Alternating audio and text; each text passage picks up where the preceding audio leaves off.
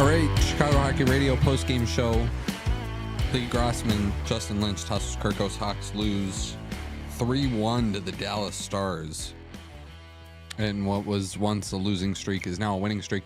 Boys, right off the hop, I actually have to say this first and foremost. So when we were previewing the game on yesterday's show, talking about this game, I 100% thought this was a home game for the Blackhawks until they stepped on the ice today.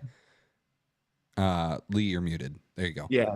But yeah, totally thought this was a home game for the Blackhawks, and I did not realize it until they stepped out there. So rough one for your boy out of the gate, but also a rough one for the Blackhawks too. Just wanted to say that and get that out of the way. That didn't want anybody coming for me. But how's everybody feeling tonight? You know. Well, I think to that point, though, it's easy to think that because it just doesn't make a whole lot of sense, right? You just played a late game yesterday at the UC, and it's a back-to-back, and you're going back to Dallas. And this is the second time I've gone back to Dallas on a back-to-back at Dallas. So, I mean, logically, you would expect this to be a home game. I think the Bulls played today, so that's why it wasn't. But I actually thought it was a home game myself until I woke up and saw it wasn't. But anyway, in terms of the game, rough one. I think very similar to last night. I mean, just kind of a flat effort, right? Especially those first two periods. We had absolutely nothing going. It reminded me a lot of the Kings game last week because, like, in the third period, we actually showed a lot of fight back. We had a decent comeback in the third, but just couldn't finish the deal like that Kings game. But got to put 60 minutes together. How many times have we said it? Slow starts. Got to play 60 minutes. Just another one of those games. Yeah. Yeah, man. I mean, this is getting frustrating. It's almost like becoming not fun to watch. I don't want to like sound any alarm bells, but it's like I want there to be something done, whether it's going out and getting a player or bringing up one of these guys from Rockford. Like make me want to watch, because it's like we just keep losing. As you already said, the first two periods just abysmal. Not much going on. We kind of got Ottingered, honestly, that game. He was unreal when he needed to be. It's a good team. I know that they're going to be a serious contender this year. Ottinger is probably going to be a Vezina finalist.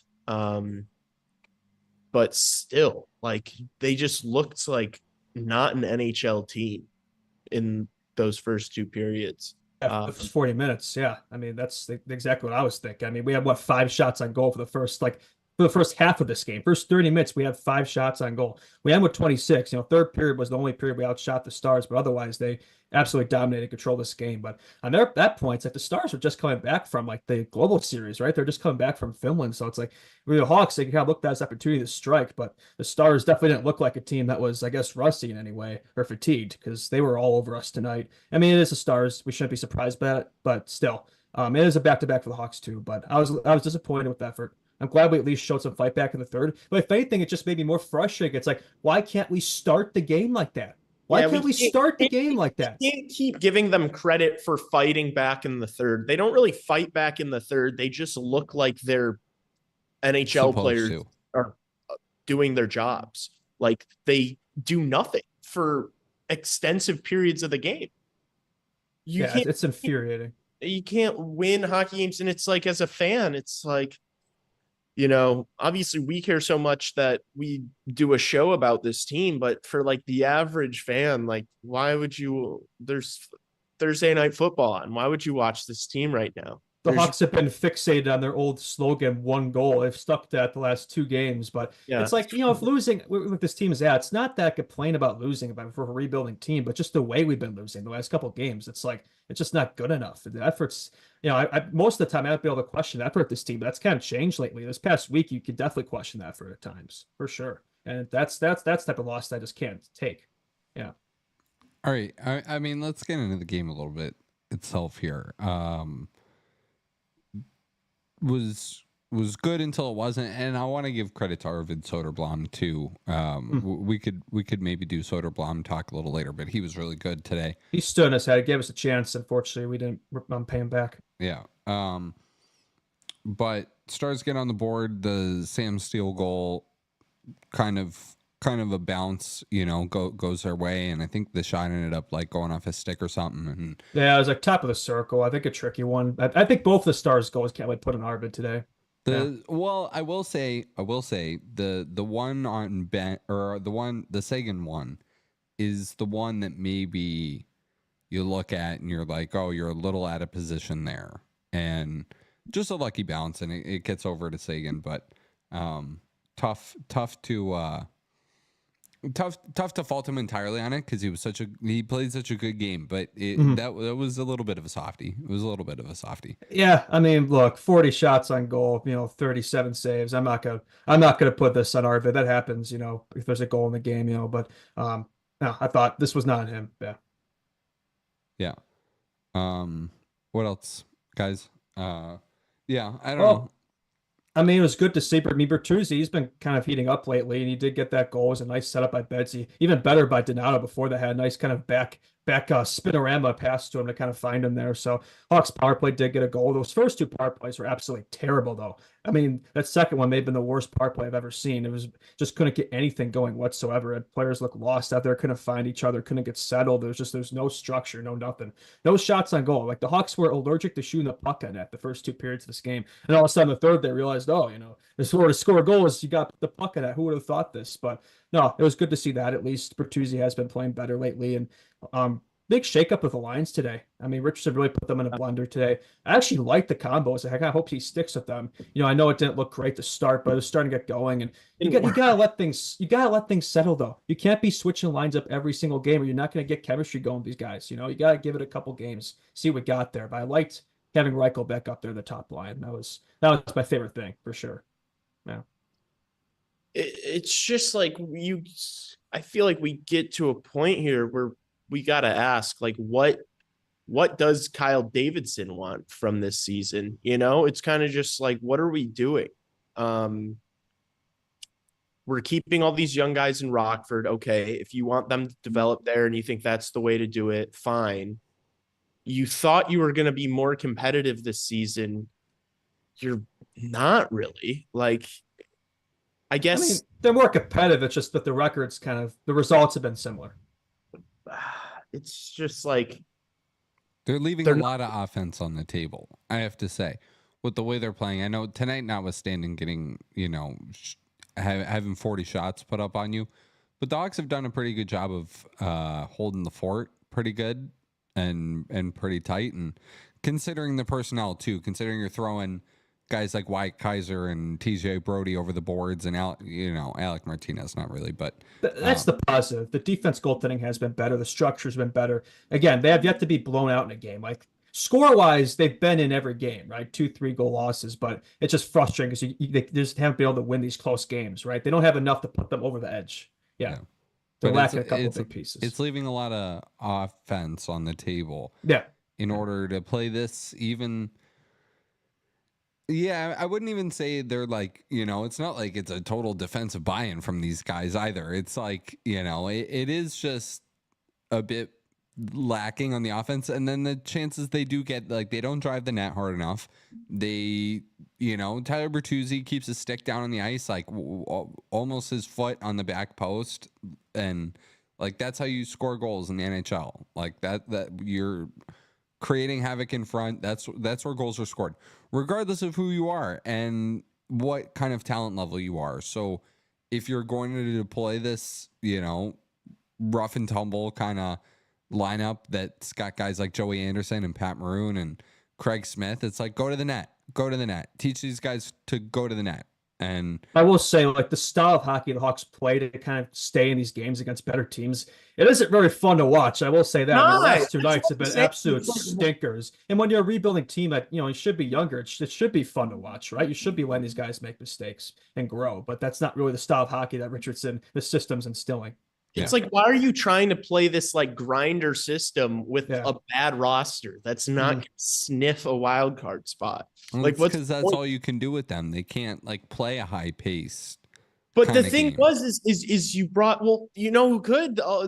Frank Nazer. Like yeah. you Okay. bring but he's not here right now. you Though, bring in all these guys Yeah. over the offseason basically to make the product that you're putting out on the ice better and more watchable for the fan. And it's not really. And it's done the complete opposite, in all honesty. Well, I think the other reason though is so they can let those young guys marinate in the minors, right? Yeah. But dude, and also I don't know how you guys feel about this, but like I feel like every single game Richardson's making like weird line, like he'll put out a line in certain moments that it's just like, why are these guys out here right now? Like tonight, you had 2 minutes left on the clock, and he put out the fourth line. And it's like, what are you like? You're about to pull your goaltender. They almost gave up an opportunity, and we almost got scored. I don't know, man. You know, it was the fourth line, his goal scoring sensation, Ryan Donato. He may have been onto something there. Yeah, but you also had Agent 007. Yeah, yeah. I'm joking. Yeah. So, like, what is he doing? Like, what? Why do you have your fourth line out down a goal with 2 minutes left in the game? That's just like a normal, like, that's like the bedrock for a good coach is like, hey, 2 minutes left in the game where you're down a goal, put your top line or your second line out.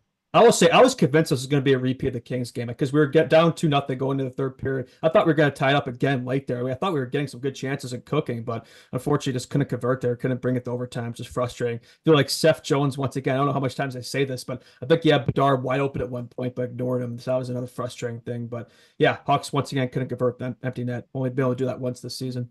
Yeah. I first of all, did you guys like the Connor Bedard penalty for the unsportsmanlike conduct penalty? Yeah, that was pretty brutal. I will say that. I mean, I love my boy. That was rough. That was rough. It's kind of I think that was just frustration. It was funny. Yeah, it was funny. Yeah, I don't fault him. I don't think he found it very funny. I think he was pretty annoyed. But dude, I can't go through a whole another whole season of just fucking Hawks lose but Bedard point on B-Hawks meme. Oh, but my account's doing pretty good that way though. But I agree with you. I can't do it. I can't do it. I've followed this page for too long. I can't do a whole nother season of Hawks lose but Bedard point with the standard. No, I totally understand, man. Like it's getting a bit old from that standpoint, right? I can only take so much of it. I will say I'm glad Betsy had a good third though, because those first two periods were kind of brutal. But I do think he turned around in the third. Gotta shoot the puck more though. He had a breakaway, just didn't shoot the puck, got stripped. Then he had more opportunities to shoot. Like there was a 2-on-1 where he could have shot, or maybe it was a 2-on-2. Yeah, that's the thing. I know it came at the end of the shift, but just put on the net. Put the puck on net, less skating to do. Yeah, I don't know. No, I'd rather him shoot than anybody else on the team. So, yeah, I would never disagree with. He has this generational shot. He's not using it enough, man. Yeah. Like you're spending all these hours before and after practices shooting. It's a beautiful shot, tremendous shot. Some may say one of the best shots there is, and he's not doing it enough. He's not unleashing it enough. Yeah, no, I agree with you. I'd like to see him shoot more. I don't know. Yeah, it is tough that it feels like there's been so much line juggling. And also, I had this realization tonight. I was like, why is Teravainen on the second power play unit? Oh, no, you know what? I had a thought in the second power play unit, though. And they're trying to do half and half bullshit? No, it's not even a half and half thing. I thought until the goal tonight that the second unit looked a lot better than the first unit. A lot better. And they were snapping it around. They were digging for loose pucks when they didn't have it. They were creating opportunities. They were driving the net. And I think a big key for the Hawks' success this season was twofold offensively. One, who's the running mate for Bedard? Still haven't figured it out yet. And two, what pieces are you able to put together with the rest of who isn't playing with him to create a pretty formidable second line? And they haven't done that really either. But when it feels like when they're out there on the second power play unit, Teravainen just feels like he has a really good spot on the team. And, Craig Smith was out there creating havoc. And I like the roles of everybody out there and felt like they were snapping it around. I don't know. But yeah, you just don't succeed in 2024 NHL with a second power play unit being better than your first. I would say it is frustrating that first unit because I feel like they haven't really looked that good consistently since those Oilers Sharks games early in the season. Like it's been consistently been rough. So that's something they got to work out. They got to figure it out because if this team wants any chance of sustained success and improvement, it's got to come through the special teams, the power play. The penalty kill has been good. Another good game for the penalty kill. They look perfect, 3 for 3. So that's a positive. But the power play, I know they got the goal late, but otherwise it was another rough game on that standpoint. I'm just getting so exhausted of this like cagey veteran experiment. Like, it's not fun to watch. No, I did know that. It's not fun to watch. Like 2 lines of plugs. The bottom 6 is rough. It's dude. You have players here. You just have to figure out how to deploy them, and he hasn't figured it out, which is why I think you're seeing all the crazy line juggling and all the, oh my gosh, I need to try this. What about this? Like, these guys look good for a second. What about this? So we got to start a dialogue here. Where is Andreas Athanasiou? Where is he? What happened to Andreas Athanasiou? He has not played in weeks. He's played 5 games. We played 15, so he's played 1/3 of the games. So math actually checks out there. But yeah, where has he been? I don't get it. We don't know. And I feel like we've talked about this before and after almost every game for the past like 2 or 3 and games. I'll keep saying it until they hear us. Yeah. I don't know the answer to that. All I do know is that we pretend like Luke Richardson is the guy, but what has he done this year? Like, I don't think you no, come on now. We're not going. I'm not even talking about results. Tassos, you say and when I say we pretend like he's the guy, you really like Luke Richardson, but you basically criticize decisions he makes every single episode. Well, because it's tough to like what we thought lines could look like versus how they actually look on the ice are 2 totally different things. And well, you also don't know because he shakes him up every game. Yeah. And some of the things that I fault him for are not even trying the things that I would like to see. Like, I'd like to see a Bedard Hall Bertuzzi for a little bit, and I'd love to see a Kurashev Teravainen. If Philip Kurashev could learn a little bit from Teuvo Teravainen, I think that would really benefit him, the player, and maybe Teuvo can kind of explain like and teach him what it was like going to Carolina and learning that Rod Brind'Amour style of hockey and coming back here, this like totally complete player now that maybe isn't that first line kind of guy, but maybe is a 65-70 point guy still in some years, and is one of the better second line players in the league, right? I think a Reichel Kurashev table line, that could be a pretty good awesome. That could be a pretty good second line. I think. And Hall Bertuzzi, like, they have been looking better. I think those 2 flanking Bedard, like, that does have potential. They did have Hall up there in the first line today, but I think those 2 could be good to complement Bedsy. We saw in training camp, they haven't really gone back to that. There've been spurts in games they tried it, but they've never started the game off like that. But no, to your point, that Kurashev Bedard, Kurashev Reichel table, that could be a good second line. We gave the Kurashev Bedard combo like 2 games, and then it like didn't work, and then he moved away from it. But it's like last year that was the guy that Bedard was playing with, and it worked. It worked better than anybody has worked so far this season. Besides the first last year, though, I will say I've not been impressed with Kurashev this season. We have three points in 14 games now. I mean, yeah, he hasn't produced, but do you really think he hasn't looked bad? He doesn't look bad. He's gotten chances, but I mean, I do think probably that's not playing with Bedsy consistently. That's why he's not producing. If you remember the 3 years before that, he always looked good, but couldn't, finish. And now it's kind of back to that without Bedard. Yeah. So when they played Dallas the first time and it was an away game on the second half of a back-to-back, we said, is this a schedule loss? I think that was the narrative that we had going into this. Should that have been the same thing? I didn't think it was this schedule loss. Not as No. much. No. I didn't think it was. I didn't think this game was a scheduled loss. I thought they would have a good response, which that's the one thing with this team. Like, normally after bad games, they've had a good response, but I don't think they had that today. I'm not counting that third period. It's like you got to start off that way. I thought after the way they played against the Red Wings, it's like you'd have a bit more of a chip on their shoulder to perform. I didn't really see that today. What did you guys? Oh, sorry. You first. Sorry, I was just to say, I think if they played with like any sort of conviction in the first 2 periods, they could have won this game. They just were ghosts. They did nothing. No one did anything for 2 periods. Yeah, Soderblom really kept them in it. I mean, that's a how many times can we say that last season? We would never say that. So that is a credit to Soderblom, and the Hawks do have a decision to make. I think they're happy to have Broswat take a sweet time coming back the way he's been playing, but he will eventually have to get sent down. But I mean, the way he's playing, it's a tough dilemma. It's like he doesn't really deserve to get sent down the way he's been. Yeah, that's tricky. What do you guys think about Dallas? They look pretty good tonight. I mean, they needed this win, right? Because they had a good start. Maybe we're starting to fall off a little bit, but this is definitely a win they need against a team they really should be, right? And they looked in sync. I mean, they looked like a Stanley Cup favorite for sure. Otter, he's just so solid in that net. And yeah, Jamie Benn continues to continue his renaissance. And Sam Steele, strong game for him. Stankoven, he's so fun to watch. He's definitely a dog. He's a player. Yeah, so. Hawks didn't test Jake Ottinger enough tonight. They didn't get in front of him. Everything was from distance, and he saw everything. And yeah, I don't know, not enough traffic in front of the net. Yeah, not enough high quality looks until like later in the game. Yeah, I think Dallas is gonna I feel like they're inevitably going back to the Western Conference Finals at least. Like they're just so deep, so good defensively, phenomenal goaltender, all the makings for a Stanley Cup team.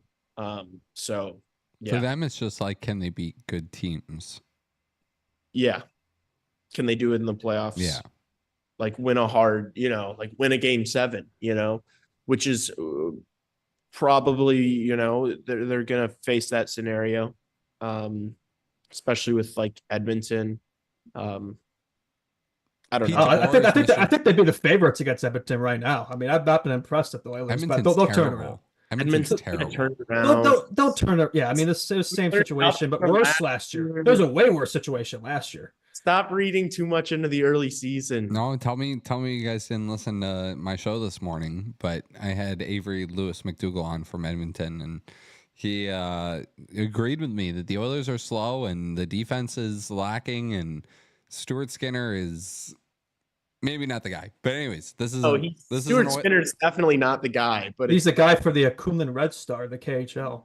Yeah. All right. Well, this isn't Oilers talk, and we are not in Edmonton. So, but yeah, I don't know. Stars look good. They're a good hockey team. That's a good hockey team over there. What else, guys? Anything else from this game? Oh, do you guys want to do Soderblom talk? He was really good. He was awesome tonight. Yeah, no, ditto. He just did. Yeah, we did talk about Not really. Justin just talked about him for 2 minutes, saying how he doesn't think he deserves to be sent down, but Brossoit coming back is going to make it inevitable, and that he's looked awesome and kept us. When did he say that? Did I miss that? Yeah, you missed that. All right. That's all good. That's but I will say we that were talking about Dallas. That's all right. We start talking about Dallas after that. But I think with the Hawks, it is on this team. But I know some fans might be depressed watching this live. But by the way, those of you who are watching this right now, you are the true OGs, the GOATs. So I really appreciate y'all. But I think I want to ooze some positivity back into these dark times and remind us of the bright future we have. I like to bring up a quote from the great philosopher 50 Cent. In Many Men, he says here, quote, "Sunny days wouldn't be special if it wasn't for rain. Joy wouldn't feel so good if it wasn't for pain." I think that's a very good quote to sum up this Hawks team. This pain right now is going to make it so much better when we're good again. It's like we're going to look back on these days years from now, and we're going to be so thankful, right? I mean, so I think let's keep our heads in the right place. Let's just keep the long-term perspective in mind, I think is important.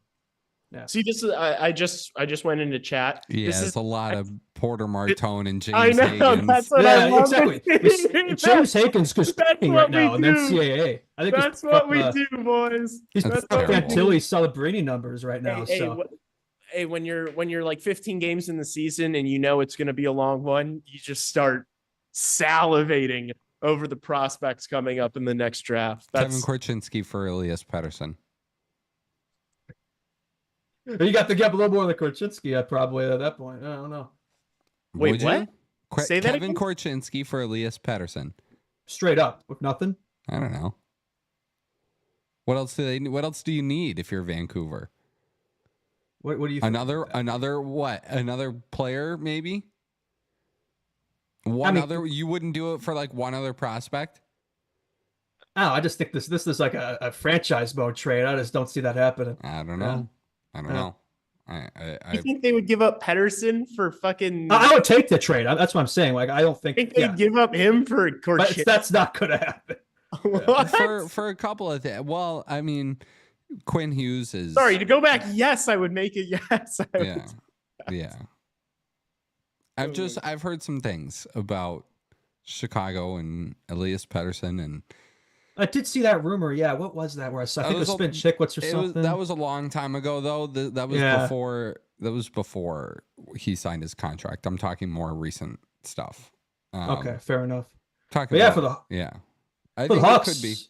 You have back-to-backs, and now we have back-to-back days of nothing. We don't play again until Sunday against the Wild. So the way that team's look, that's going to be a tricky one. But, you have some days of rest here to kind of settle in, reset, reflect. And I'll rule out, similar lineup. I mean, I know it didn't look great at times, but I think you got to give it another game, right? You can't be switching up every single game. I think, like, what's here, there's potential here. I think there's potential if that Hall-Reichel, Bedard line, second line has got potential too. So I'll keep it the same. And, we'll roll. Hopefully Sunday bring better things.